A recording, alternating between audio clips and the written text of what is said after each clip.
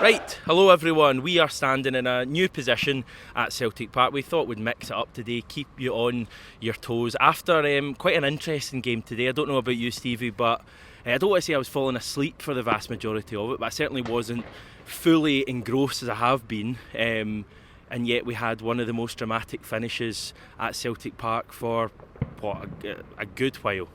Yeah, immediately I was reminded after the game, it was like a game in 1996 against Dundee United. 1996. Against Dundee United. You've got an obvious example last year, Liel Abada, but he goes for 1996. Because it was two quick-fire goals though, Van Hooijdonk and Tom. Okay. And then we had Kyogo and Abada against Dundee United, so it was like some comparison there. But that was some finish to a game after, it was a bit of a turgid second half at points. Those last 10 minutes were just incredible. And it wasn't helped with the fact in the first half it was so stop-start, thanks to our good pals at a certain house, but shall we not criticise. Is that them that's letting off fireworks tonight? I think they had a successful They've afternoon. They only got 20 decisions wrong this afternoon across 2 games, so they're letting off fireworks apparently tonight. That's Clydesdale House for you, I guess. Will we just chat about that briefly? I don't want to spend ages on it. For me, there's a few things wrong with football, modern football right now. The big one for me is this referee in his ear is given a shout to go over to the telly to look at the decision time after time after time, and then once they've looked at the telly at the side of the pitch, they come back and everyone knows the decision they're going to give. They're always overturn their initial decision, and I just find it so frustrating that it takes so long. And that's my big complaint amongst all the decisions they've got wrong so far in Scotland, is the time it is taking. We had for that penalty decision, probably 4 or 5 minutes out of the play. We had the red card, possible red card for Dundee United. That was at least 3-4 minutes at the time. We had the goalkeeper's injury as well, which isn't VAR related, and yet we still only get 5 minutes of stoppage time at the end of the half. It's just, what did you make of it today? Yeah, like you, I want to reiterate, I don't want to spend a lot of time talking about it. 2 weeks ago, It was new. I was red in the face at that game at Tynecastle. Not like me. But no, I think hopefully here is, we see down in England, right, that when VR first came into play, it was the same. It was like 4 and 5 minutes it was taken for some fairly obvious decisions, and it was getting stretched out, and you could see that managers and players and fans were just hating it. You look at it now and they do tend to make the call and get it all done fairly quickly. It's quite efficient, but it was a long process for it. They're also full-time. But they're also full-time, and they're also adequately trained, whereas up here our officials are not. It's still seen part-time, and they're generally a poor standard. So I was up in arms at that, because I've not even seen anything. I've not seen any replays. I've not seen anything. Not even seen the goals yet. So I've still to see that, and I'll probably watch Sports Scene tonight or something with it. But so I can't really comment on the equaliser for Dundee United or other things. If it was a possible red card, I think it was Sibwood with a tackle, wasn't it? I believe. Giakoumakis. On GG. But yeah, we'll have to see. But overall, the VAR again. Thankfully, it's not going to make the headlines here, Hamish. But it very easily could have, if we get a negative result, and we didn't sort of storm into that in the last 5 minutes. There's a group of people just walked by with loads of equipment, and for a minute I thought it was the officials. But I don't think it is. But just sing that song for them. All we know is at Clydesdale House anyway. We know what they're up to tonight, having a party. But I mean, you've not seen it, as you say, the penalty. I don't know if I assume most of you will have seen it at this stage. It's not a penalty for me. I know, just a bit like the one at Tynecastle that we didn't get, you suddenly had all these kind of brainiacs chucking the football rule book at you. Stephen Fletcher. Chucking the rule book at you and telling you that, this is why it wasn't a penalty. But maybe it's an issue with the actual rule book rather than VAR. But that's not a penalty. Bernabe has the ball, his hand, behind his back, pretty much his neck, and the ball strikes it. And he gets booked as well. And that just seems incredibly harsh. I thought the O'Reilly one at the Bernabeu was incredibly harsh, and I think that's even harsher today. But anyway, the man over there sticks the penalty away, we're level. Sandwiching that, we had 2 goals from Sead Haksabanovic, his first 2 for Celtic, 2 of the scrappiest goals you'll ever see. But I feel for him a bit, because he scores those 2 goals at the start of the game, and I don't think it's going to be the main talking point today, because obviously the finish we had to the match. Yeah, I mean, he won't be caring though. I mean, he looked delighted. He gave it a wee DC. Are you going to do it? No, I'm not going to do it, no. You know my age, Hamish, I've got problems, everybody. But no, I mean, he read that ball, jotted his wee ball across, and he read it well. It was actually a harder finish than it looked. Such a tight angle in the first goal. Second one, he got lucky, because that keeper's an absolute dud for them. And it was. And he's Aussie, so you need to watch what you're doing. The Aussies get very defensive of their own, rightly so. I'm the same, but Birigiti. Yeah, of course. And look, if in doubt, chuck me under the bus. It's fine. I'll take the flag as I've no. Delighted for Haksabanovic because he's probably deserved goals. I can't believe they're his first two.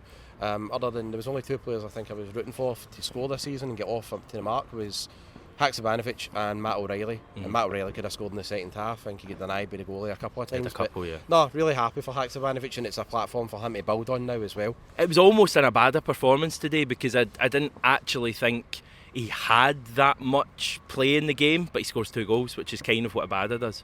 No, you're right. I said the same thing sitting next to Manco in the second half. Like with Haxa, he did relatively nothing, but got in the right positions. He was in the right positions to get the goals. But even at that, you wouldn't have put it past him to score a third or something as well, because he always does seem to know where to go to get an opening or create something like that. So I've always liked him because of how direct he is, and he's an intelligent player, and I think he'll add more goals to his game as well.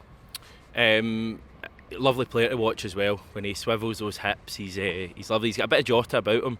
I think Jota's got better end product. Technique, I think Jota. Jota's probably a much better player, but I think Haksabanovic is someone who can really offer us something. I think he's cracking. As I say, he can play better than he did today, and he still scored. The other player I wanted to touch on, he didn't score today. Kind of didn't really have many chances, strangely enough, maybe apart from a header, Gigi. But I felt Gigi's attitude was exceptional today, and that's not to say that it isn't always. I just noticed it today. He was charging after players, really set the tone, I think. I think sometimes you just have it in your head that, Kyogo's the one who does that, and Giakoumakis is the one who scores, the really important goals. But I think Giakoumakis today, that real, endeavour, the hunger he showed to win the ball back and really put Dundee United under pressure. And I felt it was matched today by the likes of Hatate, O'Reilly, Jota. I really felt the first half, as much as it was only 2-1, I thought we played a lot of really good stuff, and I thought the attitude was good. So down our left-hand side, anytime we looked like Bernabe was okay, but Jota was exceptional in that first half. Just any time he got the ball, Dundee United were terrified of him. The wee ball that he played with it outside his foot, I think Hatate in that first half, some of his close control, his touches, the way that he made space, just a joy to watch. I've said it so often this season, he's just been brilliant, and anytime he got the ball in that first half, we looked far more threatening, and if anything was going to happen, it was always through him. So what happened second half? It's hard to strange atmosphere, strange kind of performance. It was, wasn't it? But not taking our chances. We didn't create a lot, but at the same time, that third goal, if that goes in a lot sooner, it's a comfortable win, isn't it? There was the one that was kind of saved in the line. Did you get a good view of that? Got a good view right in line, and there was people screaming, saying that was a potential handball as well. And I was waiting for it. I was waiting, but of course, didn't happen. Yeah. No, but it was a decent save with the goalie, in all fairness. But no, we didn't create enough and all that as well. And I thought bringing Jota off, I got, because he's still maybe not 100%. But I was surprised that after the performances in Madrid, very surprised that Matt O'Reilly and Hatate lasted the majority of the game as well. And I'm glad they did, because it was Matt O'Reilly's ball in for the Kyogo winner too. It was a decent ball in, the pace on it, but it was some flick on with Alston too for that.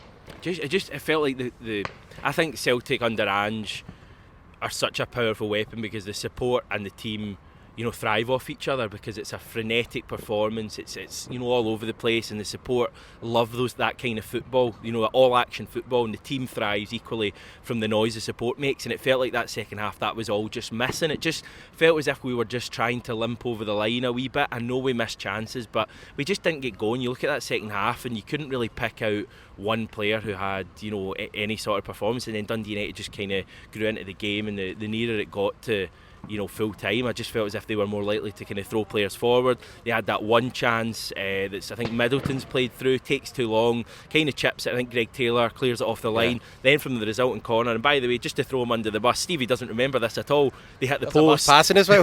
Dundee United. That is as well. So they hit the post. I think it's the centre back. And then from the same passage of play afterwards, they have a ball looped to the back post, and I'm thinking, oh no, if the centre back attacks it, they score. So it was just a really nervy period, and then obviously we just looked so disjointed at that stage. Then they get their equaliser, throw in taken, nobody closes the fella down. He does well, cuts it in, kind of crosses it in. I don't even know if there's a touch on it. It just annoys me how he takes 2 players out of the game, but just without really touching the ball. It was a simple movement. It's unlike us as well, though. It's strange, but you don't know how much as well. The effort that we put in against Madrid and all that, you've got to take that into account. It's an energy sapping few days. and then we're playing on the Saturday. We've got a few days rest and all Yeah. that as well, and time to prepare. But no, I think the mentality after that was first class. But do you know what was weird as well, right? It was a bit of a malaise in the second half in general, Hamish, as you were saying, I said it. It's like a turgid atmosphere, it was quite laborious. And then see, as soon as Dundee United scored, it was like the whole stadium was right, come on. And as you say, the players fed right off it, but not even that. I think I was thinking, there's a reason Dundee United are bottom of the league. Mentally, you know, that type of thing would have hurt them, because I don't think they would have been anywhere near being able to cope at 2 each with the noise that was generated in that stadium, and the players were just like upping the levels. So every time we get a chance, I thought to myself, there's still a goal or something in this. I didn't think it was going to be like so quick after that, but I didn't believe it was going to still end 2-2. I did think we had a goal in us at that point.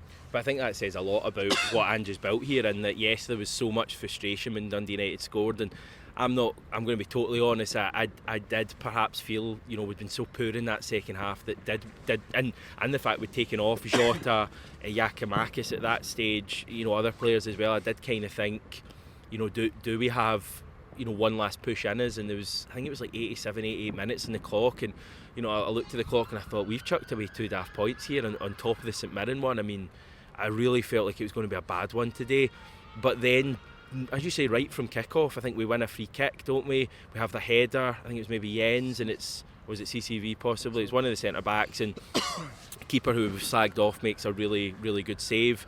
Then we had another one after from the corner. I think there's another chance, and then eventually we get another corner, and the team looked so determined to find a winner. It was interesting too, see the corner that we scored for, Kyogo scores from. He's there as well, and I think he's dying to take the corner quickly, and I think O'Reilly flags to him. Because Kyogo wins it. O'Reilly flags to him, no, he's going to in-swing it. Yeah. What a decision that was. But to me, I think Ange had said for the start of the season, didn't he, that he was going to utilise the squad, and he wants not just a preferred 11, but he wants a team there to be able to perform and to be able to dig each other out and bail each other out when things aren't working for other individuals in the team. And it just goes to show there that they were able to bring on options and experience, guys like Forrest who've been there before countless times. He was good when he came on as well, and did very well down the left, and he's been there countless times, seen Celtic teams in the past win it in the last minute, and that type of experience just drives on the players as well. And we've done that last season as well under Ange anyway, but the more we do it this season, we've done it against St Johnstone as well already, and then the day it just builds in. Good point. And it just builds in an air of, I don't want to say invincibility, but so much self-belief, and the fans will feed off it as well. So it's great to get back to that whole never say die thing with us again. After, you know, watching us before Ange came, when you almost felt when we were conceding goals and it was an equaliser, we were never going to get back in it under Lennon or that in the past. Yeah, it was a special moment. I mean, as we keep saying, the atmosphere in the second half I thought it was very subdued, as quiet as I've heard Celtic Park. But when we get that, here we go, big one. Whoa! Another subscriber for the channel.